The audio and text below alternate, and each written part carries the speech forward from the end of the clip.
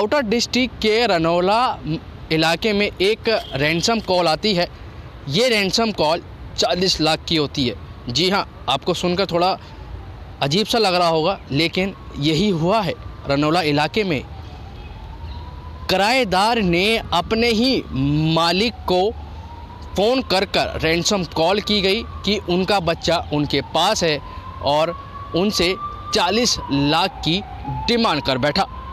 जी हाँ, इसी को देखते हुए परिवार वालों ने तुरंत पुलिस को संपर्क किया और उसके बाद आउटर डिस्ट्रिक्ट के डीसीपी परविंदर सिंह ने एक टीम गठित करी और इस बच्चे को ढूंढने में अपनी पूरी मेहनत लगा दी। आपको बता दें कि महज 7 घंटे के अंदर इस बच्चे को ढूंढा गया, सीसीटीवी खंगाले गए और फाइनली ये बच्चा मिल गया। आइए आपको सुनवाते हैं डीसीपी परविंदर सिंह ने क्या कुछ कहा। कल दिनांक 9 अप्रैल 2021 को पुलिस स्टेशन रनौला में लगभग 2 बजे के आसपास दोपहर में एक पीसीआर कॉल रिसीव हुई थी, जिसमें कॉलर ने ये बताया कि उनके 7 महीने के बच्चे को कोई घर से उठाकर ले गया है और बदले में पैसों की डिमांड कर रहा है। इस पर एसएचओ रनौला जब मौके पर पहुंचते हैं तो वहां बच्चे की मां मिलती है, जो बताती है कि कॉल उन्होंने करी थी और उनका 24-25 साल का किराएदार है एक लड़का जिसका नाम है प्रियांशु। वो उनके बच्चे को 12 साढ़े 12 के आसपास खिलाने के लिए लेकर गया था, जो कि अब तक वापस नहीं आया है। और बच्चे के पिता के फोन पर वो लगातार फोन करके और व्हाट्सएप मैसेजेस करके ये धमका रहा है कि मुझे 40 लाख रुपए अगर तुमने आज नहीं दिए तो मैं तुम्हारा बच्चा तुम्हें वापस नहीं दूंगा।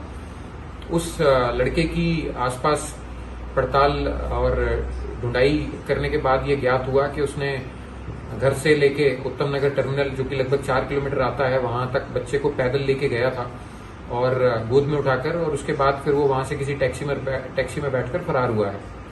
उस गाड़ी की पड़ताल करने पर यह पता चला कि वो 1-1.5 घंटे बाद गाड़ी ने उस लड़के को आनंद विहार के आसपास उतारा है। 2 टीम्स आउटर डिस्ट्रिक्ट की आनंद विहार भेजी गई और आनंद विहार में ग्राउंड वेरिफिकेशन के बाद ये पता चला कि वो लड़का वहां से फर्दर आधे 1 घंटे बाद एक और टैक्सी में बैठकर गया है टुवर्ड्स इनसाइड गाजियाबाद। इस पर मुकदमा रजिस्टर करने के बाद मल्टीपल टीम्स लगाई गई थी।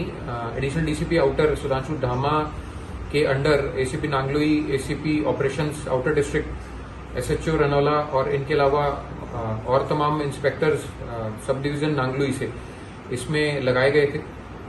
ग्राउंड वेरिफिकेशन और सोर्स इन्फॉर्मेशन के बाद ये ज्ञात हुआ कि ये शख्स जो है बच्चे को एक टैक्सी में बिठाकर दिल्ली की तरफ आया है, लेकिन दिल्ली में ये किधर गया और ये टैक्सी का हुलिया क्या है, इसके बारे में कोई इन्फॉर्मेशन सटीक नहीं मिल पा रही थी। जो टीम्स इसको चेज कर रही थी वो भी, और जो टीम्स यहाँ दिल्ली में बनाई गई थी अलग अलग रास्तों को कवर करने के लिए, वो भी सिर्फ इस बात से क्लूलेस थी कि ये गाड़ी कौन सी हो सकती है। असंख्य गाड़ियां, बहुत सारी टैक्सियों को स्कैन करने के बाद भी इस बात की जानकारी नहीं हासिल हो पाई। हालांकि ये शख्स बीच बीच में बच्चे के फादर को फोन कर और व्हाट्सएप मैसेजेस भेज कर धमकाता रहा कि पैसे जमा कराओ। तो कुछ पैसे इसमें प्लानिंग के तहत कुछ पैसे कुछ बार जमा भी कराए गए उसके अकाउंट में, और बार बार ये भी बोला गया कि बच्चे के पिता से, बच्चे की मां से बच्चे की बात करा दीजिए, कम से कम उसकी फोटो दिखा दीजिए। बच्चे को रोता हुआ तो सुना रहा था वो बार बार हर कॉल में, लेकिन और उसके बारे में और कुछ भी नहीं बता रहा था। बहुत खोजबीन और बहुत पड़ताल करने के बाद फाइनली कुछ शक के बिना पर रूट हमने डिसाइड किए और उन रूट पे अलग अलग रूट्स पर ट्रैप लगाए गए। इसी तरीके के एक ट्रैप को लाजवंती फ्लाईओवर के पास लगाया गया था।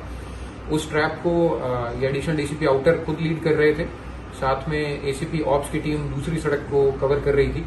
वहां पर फाइनली एक टैक्सी नजर आती है जिसमें हालांकि पिछली सीट पर कोई नहीं बैठा हुआ था, लेकिन वो टैक्सी सामने से निकल जाती है।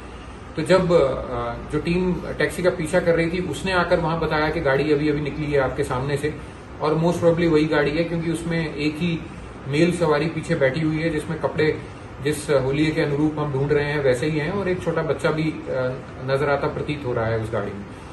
उस गाड़ी के पीछे जब दौड़ा गया तो वहां से लगभग 3-4 किलोमीटर आगे जाकर ये पता लगता है कि वो गाड़ी यू टर्न ले चुकी है। एक मोटरसाइकिल रॉन्ग साइड बढ़ती है उस गाड़ी की तरफ, तो वो गाड़ी के अचानक ब्रेक लगते हैं और एक लड़का पीछे की सीट से उतरकर सड़क से दूसरी ओर भाग जाता है। उस गाड़ी को जब चेक किया गया तो बच्चा उसमें सकुशल पिछली सीट पर बैठा हुआ मिला। उस बच्चे को पहले वहां से बरामद किया गया। उसके पेरेंट्स जो कि साथ में थे, उसके फादर और उसके ग्रैंडफादर, जो ये पुलिस पार्टी थी, उस पुलिस पार्टी के साथ ये षड्यंत्र रचा कि एक ही बार में मुझे मोटे पैसे मिल जाएं और उसके बाद मैं अपनी गर्लफ्रेंड के साथ अलग कहीं जाके रह पाऊं। बाकी इसमें अभी गर्लफ्रेंड से फर्दर इन्वेस्टिगेशन और पूछताछ होनी इसकी बाकी है। टीम ने बहुत ही सूझबूझ के साथ, बहुत समझदारी के साथ, बहुत ही इमोशनली चार्ज अप और बहुत ही टेंस और स्ट्रेसफुल माहौल में इस केस को रिकॉर्ड टाइम में क्रैक किया। हम टीम आउटर ने हमारी 7 महीने के बच्चे की किडनैपिंग को लगभग 7 घंटे में ही वर्कआउट भी कर दिया।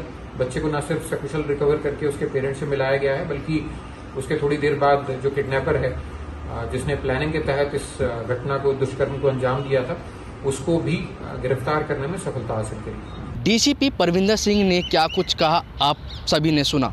और आपको बता दें, अगर आप किसी को भी अपना घर किराए पे दे रहे हैं तो उसकी पुलिस वेरिफिकेशन ज़रूर करवाएं।